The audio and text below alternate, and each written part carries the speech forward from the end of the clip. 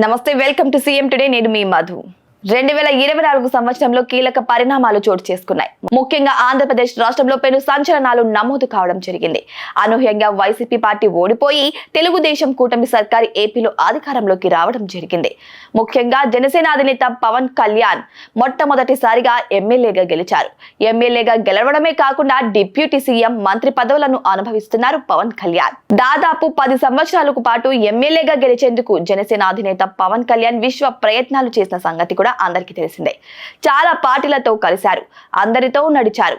జగన్మోహన్ రెడ్డి అదే సమయంలో చంద్రబాబు నాయుడు ప్రభుత్వాలపై ప్రజల గొంతుకను వినిపించారు. కానీ గత 10 సంవత్సరాలలో 2 సార్లు ఓటమి చవిచూశారు పవన్ కళ్యాణ్. కానీ 2024 సంవత్సరంలో పిఠాపురం నియోజకవర్గంలో ఎమ్మెల్యేగా గెలిచారు పవన్ కళ్యాణ్.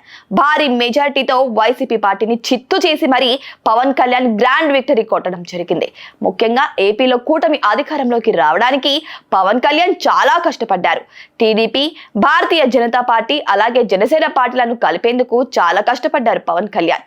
దాని ఫలితంగానే ఏపీలో జనసేన పార్టీ 100కు 100% స్ట్రైక్ రేట్ తో విజయం సాధించింది. అలాగే పవన్ కళ్యాణ్ ఎమ్మెల్యేగా గెలిచి డిప్యూటీ సీఎం అయ్యారు. కేంద్రంలో కూడా చక్రం తిప్పుతున్నారు ఇప్పుడు పవన్ కళ్యాణ్. ఎప్పుడంటే అప్పుడు మోడీ అపాయింట్మెంట్ పవన్ కళ్యాణ్ కు మాత్రమే దొరుకుతుంది. ఇక మరో 4 సంవత్సరాలు పార్టీని బలోపేతం చేసుకుంటే నెక్స్ట్ ముఖ్యమంత్రి పవన్ కళ్యాణ్ అని ప్రచారం కూడా జరుగుతుంది.